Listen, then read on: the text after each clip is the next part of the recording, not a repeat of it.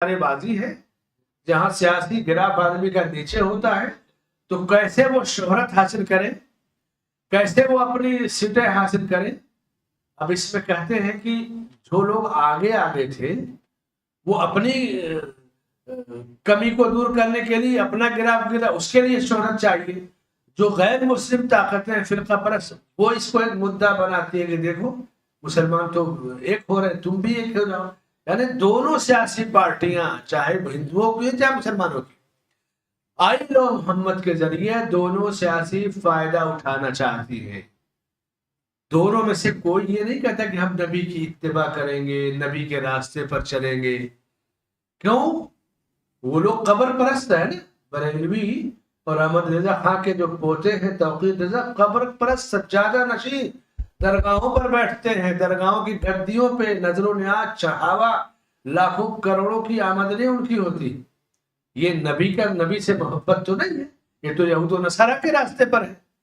ہر وہ شخص جو سجادہ نشین یا مجاور بن کر بیٹھتا ہے یا درگاہوں یا قبروں پر بیٹھ کر اللہ ہی کی وہ عبادت کرے یا غیر اللہ کی, اللہ کی عبادت کرنا بزرگوں کی قبر پر یہ شرک تک پہنچاتا ہے, اور غیر اللہ کی عبادت کرنا ایک کھلا ہوا شرک ہے. تو جو لوگ خود شرک میں ڈوبے ہوئے ہیں, آئین محمد کہنے سے کیا ان کا شرک ختم ہو جائے گا؟ یہ جھوٹا دعویٰ ہے, یہ جھوٹا پیار ہے. اگر تمہیں سچی محبت ہوتی تو یہ درگاہیں مزاریں تم توڑتے ختم کرتے اور سجادہ نشینی ختم کرتے. اس لیے یہ پورے ملک میں یہ قیادت کے نام پر فراڈ ہے, نہ یہ قائد بننے کے لائق ہے, کیونکہ یہ خود رسول کے راستے سے ہٹے ہوئے ہیں, دین سے ہٹے ہوئے ہیں. شور ہنگامہ اور تعداد کی کثرت سے قیادت نہیں ملتی ہے. یہ ایک چھوٹا سا تبصرہ جو موجودہ دور میں آئین محمد کے نام پر. اچھا, دوسرے فرقہ پرست جو طاقتیں ہیں وہ تو انتظار کرتی ہیں کہ مذہبی جنون جو ہے آگے بڑھے. یہ حماقت ہے. نبی سے محبت ایمان ہے, نبی کے راستے پر چلنے میں ہی کامیابی ہے, اور محبت کی تجارت, محبت کو سیاسی فائدے کے لیے اچھالنا یہ ذلت و رسوائی کا سبب ہے. اس لیے ایسے لوگوں کو اللہ سے ڈرنا چاہیے. اور عوام اور نوجوان جو دھوکے کا شکار ہو جاتے ہیں, محمد کا بینر لگا لو بڑا, یہ سب حماقت ہے. محبت کی جگہ دل ہے, اور ان سیاسی لیڈروں کی سیاسی مکاریوں سے باخبر رہنا چاہیے, دھوکہ نہیں کھانا چاہیے لوگوں سے. اگر کوئی کسی قبر پر جا کر اللہ کے لیے نماز پڑھتا ہے اس امید سے کہ یہاں نماز جلدی قبول ہوگی, اللہ تعالیٰ خوش ہو جائے گا, یا قبر پر جانور ذبح کرے اور بسم اللہ اللہ اکبر ذبح کرے کہ یہاں ڈبل ثواب ملے گا, تو یہ دونوں عمل شرک تک بہت جلدی آدمی کو پہنچا دے گا. ایک راستہ ہے شرک کا, ایک طرح سے جیسے ہائی وے ہے نا, آپ جس ہائی وے پہ جاؤ گے جہاں کا ہے وہیں پہنچو گے. تو شرک کا جو کہہ دیجئے کہ یہ ایک دروازہ کھل جاتا ہے, اور اگر اس بزرگ کی عبادت کرے اور اس کا سجدہ کرے تو یہ کھلا ہوا شرک اور حرام ہے. قبریں عبادت کی جگہ نہیں ہے, بلکہ قبریں عبرت کی جگہ ہے. قبریں عبرت کی جگہ ہے, عبادت کی جگہ نہیں ہے. وہ چند جگہیں, 7 جگہیں جہاں پہ اللہ تعالیٰ نے ہمیں نماز پڑھنے سے منع کیا, ان میں ایک جگہ قبرستان ہے, مقبرہ ہے. اسی لیے مردے کو دفنانے کے بعد بہت ساری جگہوں پہ لوگ ہاتھ اٹھا کر دعا کرتے ہیں. عرب میں ہاتھ اٹھا کر دعا نہیں کرتے. وہ اس لیے یہ شبہ کہ کہیں ہم مردے سے تو نہیں مانگ رہے.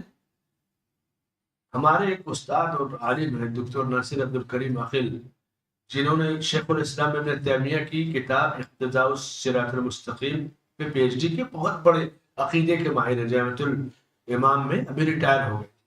ان کی والدہ کی وفات ہوئی تو میں وہیں پر تھا, جنازے میں بھی گیا, قبرستان میں بھی گیا. میں نے دیکھا کہ اور دوسرے عربوں کے میتوں میں جانا ہوا, لیکن شیخ کا ذکر اس لیے کر رہا ہوں کہ علماء کی بڑی تعداد وہاں پر تھی. اور جہاں پر وہ مقبرہ ہے, قبرستان ہے نا, اس قبرستان سے بمشکل یہ شیواجی چوک جتنی دور ہے ہمارے شیخ صالح فوزان کا جو گھر ہے آبائی وہاں پر بڑے بڑے علماء کا وہاں پر گھر ہے. عربوں کو دیکھا کہ دعا کر ہاتھ نیچے ہے اور جو جہاں ہے وہیں سے دعا کر. مولانا سیف الرحمن مبارک پوری صاحب رحمۃ اللہ علیہ بڑے عالم تھے. ان سے ایک بار سوال کیا کہ قبروں پہ دعا کی کیا شکل ہے, تو انہوں نے بڑی تفصیل سے بتایا کہ ہاتھ تو نہیں اٹھائیں گے, لیکن وہ لوگ جو کہتے ہیں کہ ہاتھ اٹھا کر کرنا ہے, تو سلف کا جو طریقہ تھا جہاں کھڑے رہتے وہیں سے قبلے کی طرف رخ کر لیتے تھے. جیسے آج کیا ہے کہ قبر ہے چاروں طرف لوگ کھڑے ہیں اور قبر کی طرف ہاتھ اٹھا, یہ درست نہیں ہے. دعا کرنا ہے تو ہاتھ بھی اٹھانے کی ضرورت اگر ہے کہ دعا کے لیے ہاتھ اٹھانا, تو ہمارا رخ قبلے کی طرف ہونا چاہیے, قبر کی طرف نہیں ہونا چاہیے. یہ ایک طرح فقہی مسئلہ, یعنی ذرہ برابر شبہے والا کوئی عمل نہ ہو, چاہے جتنا کوئی مخلص ہو, ارے میں تو یہاں اس قبر پر اللہ کے لیے سجدہ کرتا ہوں. کیوں منع کر دیا؟ قبرستان میں نماز پڑھنے سے منع کر دیا گیا, شک و شبہے سے دوری, اور یہ چیز دھیرے دھیرے آدمی کو شرک تک پہنچاتی ہے. تو اس لیے اب ایک چیز سمجھے, میت کو پکارنا شرک ہے, قبرستان میں جا کے اللہ کی عبادت کرنا یہ شرک تک پہنچانے کا ایک راستہ کھولتا ہے. ایک مسئلہ ہوا. قبر عبرت کی جگہ ہے, عبادت کی جگہ نہیں ہے. دوسری چیز ہوئی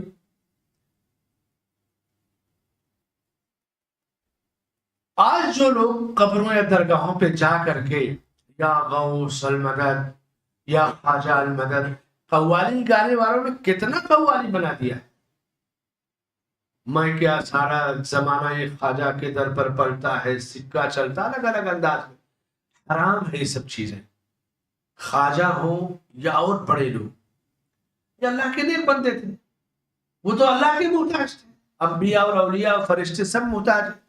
چاہے جتنا بڑا کوئی ہو جائے, اللہ نے کسی کو معبود بنانے کا حق نہیں دیا ہے. عبادت کا حق صرف اللہ کا, کوئی معبود نہیں ہو سکتا.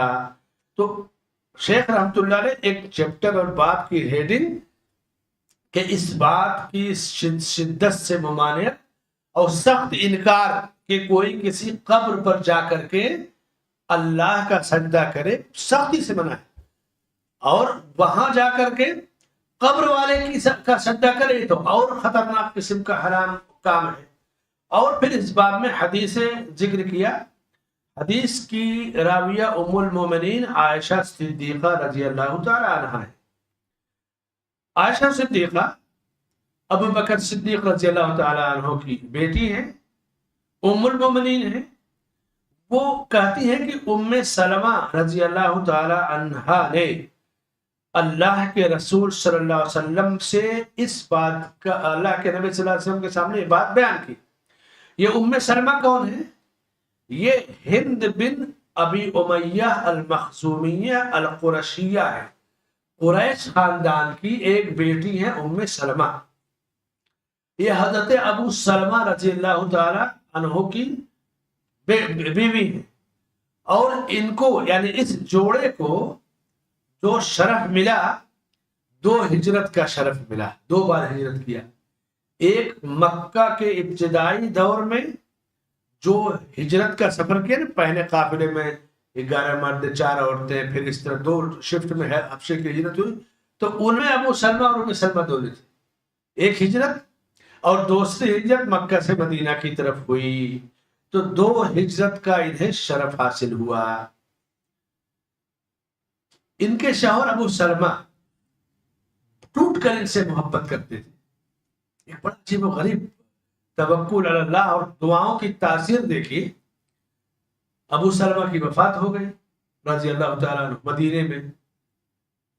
تو کسی کی وفات پر جو دعا ہے, اللہم انا للہ و انا الیہ راجعون, اللہم اجرنی فی مصیبتی واخلف لی خیرا منہا, تو آپ نے تعزیت کی اور کہا کہ دعا پڑھو, ہو سکتا ہے اللہ تمہیں. ابو سلمہ سے بہتر شوہر تھا. تو چونکہ جب کوئی عورت اپنے شوہر سے ٹوٹ کر محبت کرتی یا مرد بیوی سے ٹوٹ کر کرتا ہے, تو فوری طور سے بات ذہن میں نہیں آتی کہ میرے اس شوہر سے بہتر کون دنیا میں مل سکتا ہے. تو جب نبی صلی اللہ علیہ وسلم نے یہ بات کہی تو کہا اللہ کے نبی میرے شوہر ابو سلمہ سے بہتر کون ہو سکتا؟ لیکن نبی بات کر رہے ہیں اور دعا ہے کہ مجھے اس سے بہتر عطا فرما جانشین، تو دعا تو پڑھ لیا انہوں نے، اللہ کے نبی کا فرمان ہے، لیکن جو دل کی بات ہے انہوں نے سامنے رکھ دیا۔ جب عدت پوری ہو گئی تو اللہ کے رسول صلی اللہ علیہ وسلم نے ان کو نکاح کا پیغام دے کر کے ان سے شادی کی۔ تو کہتے مجھے اس وقت یہ بات سمجھ میں آئی، جو دعا ہے نا کہ اللہم اجرنی فی مصیبتی واخلف لی خیرا منہا انا للہ و انا الیہ راجعون، تو جو دعائیں ہوتی ہیں فوراً ہمارے سمجھ میں بھلے نہ آئے، یہ دعائیں اللہ نے سکھائی نبی کو، نبی نے امت کو سکھائی، تو کہتے ہیں اس وقت یہ چیز سمجھ میں آئی کہ یہ جو دعا سکھائی گئی ہے اللہ کے خزانوں میں کمی نہیں ہے۔ اب تک وہ کہہ رہے ہیں سلمہ سے بہتر کون ہو سکتا ہے، لیکن جب نبی اب بحیثیت شوہر ہو گئے تو اب یہ تسلیم شدہ چیز ہے کہ نبی سے بہتر شوہر کون ہو سکتا ہے۔ تو انہوں نے کہا مجھے پورا یقین ہو گیا کہ جو چیزیں نبی نے بتائی، رب نے بتایا، اس پر ایمان توکل سے ایک دروازہ کھلتا ہے اللہ کی رحمتوں اور نعمتوں کو پانے کا۔ تو حضرت ام سلمہ کا کہ شوہر کی وفات کا یہ واقعہ ہے ضمن ام سلمہ نے حبشہ جب ہجرت کیا، نبی صلی اللہ علیہ وسلم کی وفات کے وقت آپ کے حرم میں تھی، تو عائشہ کہتی ہے کہ چونکہ وہ حبشہ سے کچھ چیزیں دیکھ کر کے آئی تھی، وہ کیا تھا، حبشہ میں نصرانی تھے، تو ان کی جو عبادت گاہیں تھیں جن کو ہم لوگ چرچ کہتے ہیں، نصرانیوں کے ہاں دو طرح کی عبادت ہوتی ہے عبادت گاہ، ایک تو چرچ جو سنڈے کو عام لوگ جمع ہوتے اور پادری بیٹھے گا کرسی پر اور لوگ اپنے گناہوں کا اقرار کر کے پادری کہہ کے چلو معاف ہے، ہو گیا معاملہ۔ اور جو ان کے وی آئی پی لوگ ہوتے ہیں ان کے لیے اسپیشل عبادت گاہیں ہوتی، کنیسہ سب کے لیے ہے اور سومیہ یہ خاص اسپیشل عبادت گاہیں ہوتی ہیں جس کو کہتے ہیں وی آئی پی کے لیے سمجھ لیجیے، اور کنیسہ سب کے لیے ہے۔ تو انہوں نے کہا کہ نصرانیوں کے جو گرجا گھر تھے ان میں ان کے نیک لوگوں کی تصویریں لگی ہوئی تھی۔ آج بھی کرسچن مشرق کا نصرانیوں کا دیکھو عیسیٰ علیہ السلام کی فرضی تصویر ہے، جیسے وہ صلیب پہ لٹکے ہوئے، اور یہ فرضی تصویر خیالی ہے، کیونکہ وہ صلیب پر لٹکائے ہی نہیں گئے، اللہ نے انہیں آسمان پر اٹھا لیا۔ تو جو چیز قرآن کہہ رہا ہے کہ نہیں ما قتلوہ وما صلبوہ، تو پھر یہ جھوٹی تصویر ہے، فرضی اور جھوٹی خیالی تصویر ہے۔ لیکن اس کو اس طرح سے ہر جگہ لگاتے ہیں، اپنی آفس میں، ٹیبل پر، یا اسکول یا چرچ میں، ہاسپٹل میں، ایک پیغام دیتے ہیں کہ ہمارے نبی ہیں جن کو یہودیوں نے سولی پہ چڑھا دیا، جبکہ جھوٹی سی چیز ہے، لیکن جھوٹ کو وہ سچ بنا کر پیش کرنا چاہتے ہیں۔ تو کہتی ہیں کہ انہوں نے اللہ کے نبی صلی اللہ علیہ وسلم سے ان تصویروں کا ذکر کیا کہ میں نے ایسا ایسا دیکھا تھا، صرف بتایا۔ تو آپ صلی اللہ علیہ وسلم نے کہا کہ اصل میں یہ وہ لوگ ہیں جو نصارہ ہیں، کرسچن لوگ، کہ جب ان میں کا کوئی نیک اور اچھا آدمی مر جاتا تھا تو ان کی جو قبریں ہوتی تھی وہیں پر وہ نماز پڑھنا شروع کرتے تھے۔ اولئک اذا مات فیہم الرجل الصالح او العبد الصالح بنوا علی قبرہ مسجدا، وہیں پر سجدہ شروع کر دیتے، مسجدیں بنا لیتے، اور جس کی قبر ہوتی اس کی تصویر لگا دیتے فریم کر کے یا جس طرح سے۔ تو اللہ کے نزدیک یہ بدترین لوگ ہیں، انتہائی برے لوگ ہیں۔ قبر پر مسجد بنانا یا مسجد میں قبر بنانا، یہ دونوں صورتیں جائز نہیں ہیں۔ لیکن جب لوگوں کے پاس ایمان عقیدے کی کمی ہوتی ہے نا، آج کے 60-70 سال پہلے کی جو مسجدیں ہیں مہاراشٹر میں، اکثر میں آپ کو قبر ملے گی، بھیونڈی میں دیکھیں اہل حدیث مسجدوں میں قبر ملے گی۔ 70-80 سال پہلے وہ اس کو نیکی سمجھتے تھے، یا پھر پہلے وہ کفر اور شرک پر خود تھے، بدعت میں تھے، دین نہیں ان کے پاس صحیح شکل تھی۔ کوکن وغیرہ کی بیشتر مسجدوں میں، کیرلا کی بیشتر مسجدوں میں کہیں مسجدوں کے آگے ہیں، کہیں سائڈ میں ہے، کہیں مستقل دیوار بنی ہوئی ہے، تو کچھ چیزیں پہلے سے چلی آ رہی اور کچھ چیزیں بعد میں اب لوگ مسجدوں میں مردوں کو دفنانے لگے. یہ چیزیں غلط ہیں, کسی بھی شکل میں درست نہیں ہے. اسلام آباد کی فیصل مسجد میں مسجد ہے, ملک فیصل کا نام کی, بہت بڑی. جب جنرل ضیاء الحق کی وفات ہوئی تو وہیں دفن کیا گیا سائڈ ہی میں. اس کو علماء نے نکیر کیا, غلط ہے, لیکن کچھ چیزیں عوام میں رائج ہو جاتی ہیں, سے وہ دور ہے. لیکن کسی بھی مسجد میں قبر بنانا جائز نہیں ہے, اور کسی قبر پر مسجد بنانا یہ بھی جائز نہیں. چاہے اب اس کی ایک شکل ہے, اگر قبر پہلے ہے اور مسجد بعد میں بنی تو قبر رہے گی, مسجد وہاں سے توڑ کر کے ہٹا دی جائے گی, دوسری جگہ کی جائے گی. مسجد پہلے ہے, دفنایا بعد میں ہے, تو پھر اس قبر کو کھود کر کے اس کی ہڈیاں یا ڈھانچے عام قبرستان میں قبر کھود کے نقل کر دیا جائے. لیکن مسجدوں کو قبروں سے پاک رکھا جائے گا اور قبروں کو مسجد اور سجدہ گاہ بنانے سے پاک رکھا جائے گا. آسان سا مسئلہ ہے. جگہوں پہ قاعدے قانون کی دشواریاں ہیں, کیس جوارے چلتے, وہ الگ چیز ہے. اس کو جہاں جیسی صورت حال ہے علماء کے فتوے یا اسی طرح سے قاعدے قانون کے لحاظ سے مسائل کو حل کریں. بہت ساری جگہوں کوکر کا رائے گڑھ محصلہ میں ہے, جامع مسجد میں آپ دیکھیں سائڈ میں وہاں بھی قبر ہے. بھیونڈی میں جامع مسجد جو ہے جس میں 5 وقت کی نماز اہل حدیث پڑھتے ہیں اور جمعہ اور عیدین شوافے پڑھتے ہیں. شوافے قبوری شوافے بریلوی کہہ لیجیے. اور اکثر مسجدوں میں قبر ہے وہاں پر, جو مسجدیں اہل حدیثوں کے ہاتھ میں ان میں بھی ہیں, لیکن وہ پہلے سے کرگا مسجد ہے, ڈوکلا مسجد. اب جو نئی بن رہی ہے 25-30 سال سے, یہ خالی ہے قبروں سے. لیکن اصول یہی ہے, قبر پہلے ہے مسجد بعد میں ہے تو مسجد وہاں سے توڑ کر کے دوسری جگہ بنائی جائے. مسجد پہلے سے ہے, قبر بعد میں بنی تو قبر کھود کر کے عام قبرستان میں اسے دفن کیا جائے. بالکل آسان سی چیز. لیکن چونکہ یہ سب چیزیں ہمت اور حکمت دونوں کے متقاضی ہیں.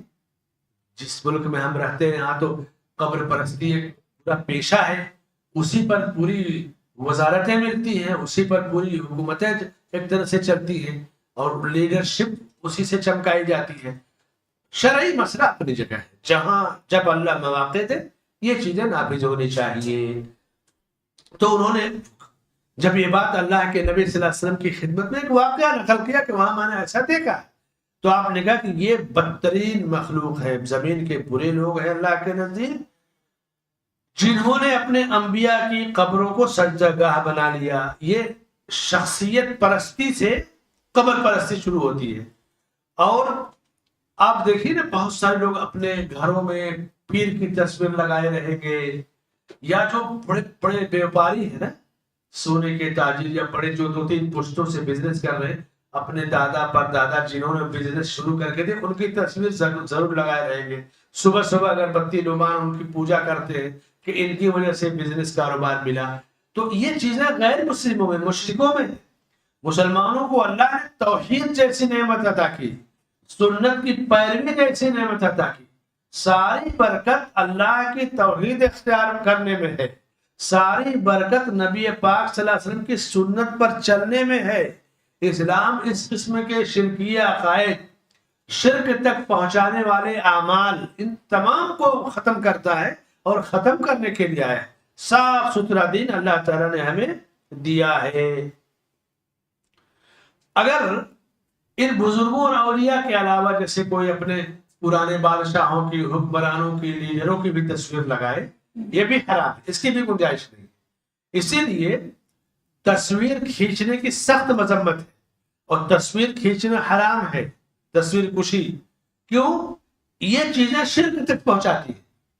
اب چونکہ تصویر وقت کی بہت ساری ضرورتیں ہیں, ہمارے ملک میں تو ہر سال ایک قانون آئے گا, آدھار کارڈ بنانا ہے تو پین کارڈ بنانا ہے, الیکشن کارڈ بنانا ہے, birth certificate banana, 10-12 I D ہے, اور 2-4 سال میں پھر کچھ نہ کچھ چینجنگ آئے گی. اب تصویروں سے کتنا بچے. عرب کے اندر ایک جیسے ہمارے راشن کارڈ ہوتا ہے نا, تو دفتر العائلہ ہوتا ہے, خاندان کا دفتر, سرپرست کا نام اور اس کا فوٹو اور بچوں کا نام, ڈیٹ آف برتھ کے ساتھ ایک کارڈ ہے بس. اور ہر آدمی کا اپنا ہے جس کو بطاقہ شخصیہ کرتے ہیں آئی ڈی. بس یہ کسی کو سفر کرنا ہے تو پاسپورٹ نکال لیتا ہے. پاسپورٹ وہاں لوگ نہیں بناتے کیونکہ وہ اتنے خوش نصیب لوگ ہیں کہ اس میں سے 70% ملک کے باہر کبھی جاتے ہی نہیں. پوری دنیا وہاں جاتی ہے. وہ کہتے ہیں ہمیں کہیں جانے کی حرمین شریفین وہاں پر ہے. تو جب ضرورت پڑتی ہے تب وہ پاسپورٹ نکالتے ہیں, نہیں تو کافی ہے ان کے لیے. تو یہ تصویر کی ضرورت پر جائز ہے, بلا ضرورت تصویر یہ بہت بڑا فتنہ ہے اور یہ حکم قیامت تک کے لیے. اس لیے آپ مجلس میں آرٹی میں پارٹی میں تصویر کشی سے بچیے. کتنے ایسے فتنے ہوتے ہیں شادیوں میں لوگ بلا وجہ کی ویڈیوگرافی تصویر, تو یہ چیزیں آگے بہت بڑا فتنہ کا سبب بنتی ہے. بلکہ دکتور سلیمان الرحیلی صاحب کا ایک مقطع بھی ہے اور ابھی وہ آئی اس کی ان کے کچھ کلمات بھی آئے کل, تو انہوں نے واقعہ بیان کیا کہ ہمارے نوجوانوں کو نصیحت کیا ہے کہ جیسے کہیں تفریح پر گئے, کسی تقریب میں ہیں, پروگرام میں, تو اپنی فیملی کی تصویریں کھینچ کر کے سوشل میڈیا پر نہ ڈالیں, اس لیے کہ اس کا جادوگر غلط استعمال کرتا ہے. کسی کو آپ سے حسد ہے تو اب آدمی جب گھومنے کہیں جاتا ہے تو خوب شان سے پہنتا ہے, کھیلتا ہے, کودتا, اسے کیا پتا کہ مجھ پر حسد کرنے والے لوگوں کی نظر ہے, جادوگر کے ذریعے مجھے شکار کرے گا. تو آپ اپنا شوق پورا کیجیے, گھومنے پھرنے سے نہیں منع کیا گیا, لیکن فضول بلا وجہ کی تصویر کشی اور سوشل میڈیا پہ ڈالنا یہ خود انسان کے لیے ایک فتنے کا سبب.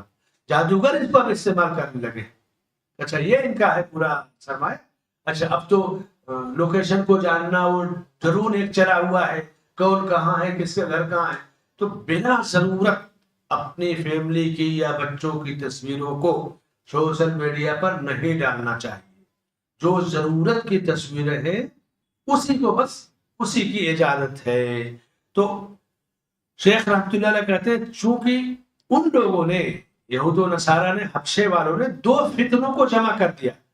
فَهَؤُلَاءِ جَمَعُوا بَيْنَ فِتْنَتَيْنِ, پہلا فتنہ قبر کا فتنہ اور دوسرا مجسمہ بنانے کا فتنہ. ایک تو قبر پر بیٹھ کر عبادت کرنے لگے, ایک فتنہ. دوسرا جس کی عبادت کر رہے ہیں یا ان کے جو بزرگ ہیں ان کی تصویریں لٹکانے لگے. تو تصویر لٹکانا بھی فتنہ ہے اور قبر پر عبادت کرنا, سجدہ کرنا, یہ بھی فتنہ ہے. تو آپ نے فرمایا کہ اولئک شرار الخلق عند اللہ, یہ اللہ کے نزدیک بدترین مخلوق ہے, بدترین لوگ ہیں. کون؟ جنہوں نے اپنے انبیاء کی یا بزرگوں کی قبروں پر مسجد بنایا, وہاں پر سجدہ کرنے لگے.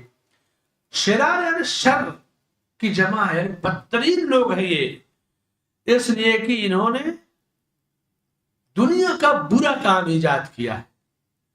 ان سے پہلے یہ فتنہ نہیں تھا, یہ فتنے کو انہوں نے رائج کیا ہے. اور وہ لوگوں کے جو فطری دین ہے, انحراف کا ایک راستہ انہوں نے کھولا ہے. اور اس امت میں, امت محمدیہ میں جو شرک پھیلا یا شرک کا آغاز ہوا, اس کا آغاز قبروں کے فتنے سے ہوا ہے. اگر قبر پرستی, قبہ یا گدی نشینی, مجاور یا عرس, اس کو نکال دیجئے تو پھر شرک کا فتنہ بہت حد تک کم ہو جائے گا, آسان ہو جائے گا اس کو مٹانا, ختم کرنا. لیکن کرتے کیا لوگ ہیں, فتنے والا فتنے والوں کا ہی ساتھ دیتا ہے, فتنے والا فتنے والوں کا ساتھی ہوتا ہے اور اس کو بڑھاوا دیتا ہے. خانقاہ بنا کر کے بہت سارے جو دیوبندی بزرگ ہیں وہ وہاں پر وہ ایک ان کا الگ سسٹم ہے, اور گدی نشین بن کر کے, مجاور بن کر کے قبر پرست الگ کام کرتے ہیں. قبروں پر مسجدیں بنانے کا آغاز کہاں سے ہوا؟ اس امت میں اللہ کے نبی صلی اللہ علیہ وسلم کے زمانے میں, صحابہ کے زمانے میں قبریں سادہ ہوتی تھی. خدشہ تھا اس بات کا کہ یہ فتنہ شروع ہوگا, اس لیے آپ کی قبر عام قبرستان میں نہ ہو کر کے جو ہے حضرت عائشہ رضی اللہ عنہا کے حجرے میں بنائی گئی. جو روافض اور شیعہ تھے, شیعہ حکمراں جو फातिमी वगैरह थे, मस्र के में उनकी हुकूमतें, फारस में, ईरान में हुकूमतें थी, और उसके बाद उन्होंने इस फितने का आगाज किया, और फिर सूफिया ने, अहले तसव्वुफ ने दीनदारी और बुजुर्गों के एहतराम के नाम पर इस फितने को कबूल किया और बढ़ावा दिया। सिर्फ सूफिया से चीज नहीं शुरू हुई, पहला सिलसिला रवाफिज और शियों से लिया किसने? सूफिया ने, और फिर तसव्वुफ को दीन का एक मॉडल बना करके पेश किया, और फिर उम्मत को कब्र परस्ती या कब्रों पर जाके सजदा करना, इबादत करना, इस फितने में मुब्तला कर। बड़े शहरों में इसका आगाज हुआ बुजुर्गों के नाम पर, फिर छोटे शहरों में आप कभी औरंगाबाद चले जाइए, महाराष्ट्र का शहर, हर 2 कदम पर आपको कोई ना कोई बुजुर्ग ही मिलेगा। अच्छा, ये भी कमाल है कि जिन पहाड़ियों पे आदमी चढ़ नहीं सकता उस पर कब्र बनी हुई है, ये भी है। पाकिस्तान का एक शहर मुल्तान है, मुल्तान में हर गली में बड़े बड़े लोगों की कब्रें, और मिस्र में, सूरिया में, इराक में बाज बुजुर्गों की तो 5-5, 6-6 जगहों पे कब्र है, एक बुजुर्ग की कई जगहों पे कब्र है।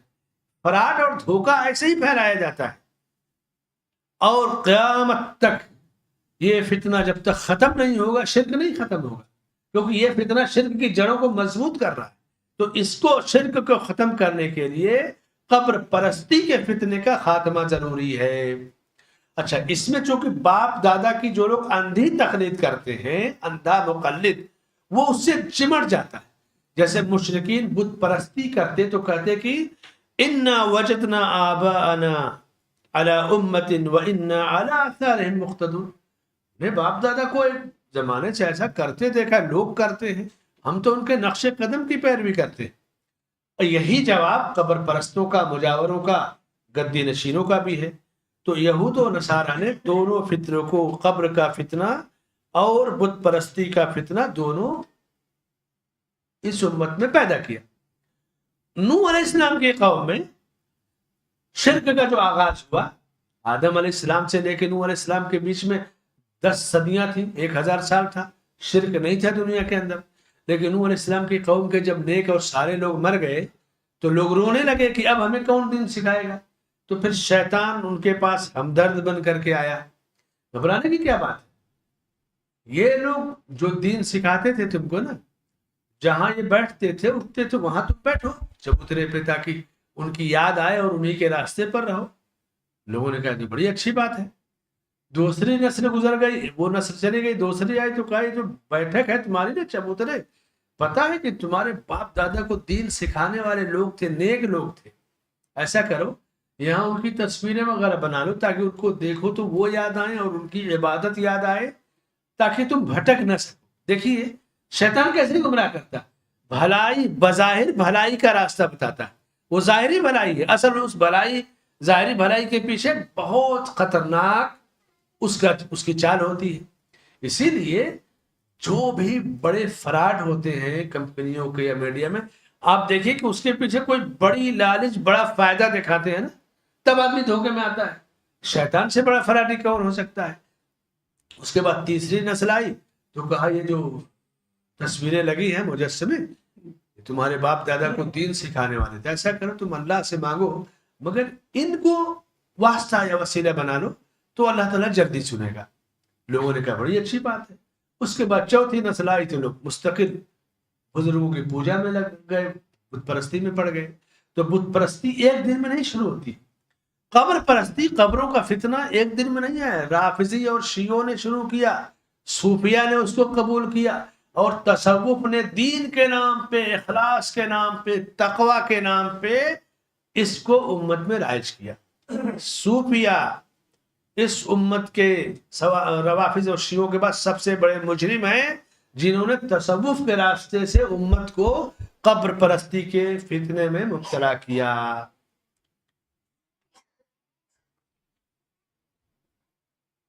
कई बजे आपके ब्रेक है? तो फिर अभी ब्रेक ले लें, क्योंकि इसके बाद की 2-3 हदीसें हैं, और फिर अगले हफ्ता फिर इस बाप को, आज एक हदीस और उसकी शरह हुई। और चूंकि ये बाप تاریخی، شرعی، فقہی، عقیدے کا بہت ساری چیزوں کو بیان کرتا ہے. تو اگلے ہفتہ تفصیل سے پہ گفتگو ہوگی. آپ بریک لے لیجیے اور اس کے بعد پھر آپ شروع کرتے ہیں. اللہ سے دعا ہے کہ اللہ تعالیٰ ہمیں شرک کی یا مشرکین کی خفیہ چالوں کو جاننے پہچاننے کی توفیق عطا فرمائے. اور آج یہ جو آئی لو محمد کے نام پر یہ بھی ایک فراڈ ہی ہے، یہ بھی فراڈ ہی ہے. دیکھیے لیڈرشپ اتنا چمکایا کہ لوگ ان سے محبت ظاہر کرنے لگے اور پتہ لگا کہ یہ بہت بدترین لوگ ہیں زمین کے، قبر پرست لوگ ہیں کہ نہیں. لیکن کتنا بڑا فراڈ ہے کہ جو ملعون ہیں وہ لیڈر مانے جا رہے ہیں اور لوگوں میں ہوا بنائی جا رہی ہے کہ ارے یہ تو بہت اچھے لوگ ہیں. سجاد نعمانی یہاں سے نیرل سے جا کر کے وہاں تائید کر رہے ہیں کہ ہمارے لیڈر اور قائد ہیں، کیونکہ قبر پرست سب ایک ہی ہوتے. تو فتنوں کو پہچانیے، فتنوں کو پہچاننا ضروری ہے. اللہ ہمیں اور آپ کو علم نافع عطا فرمائے، عمل صالح کی توفیق بخشے. آمین. وصلی اللہ علی نبینا محمد وعلی آلہ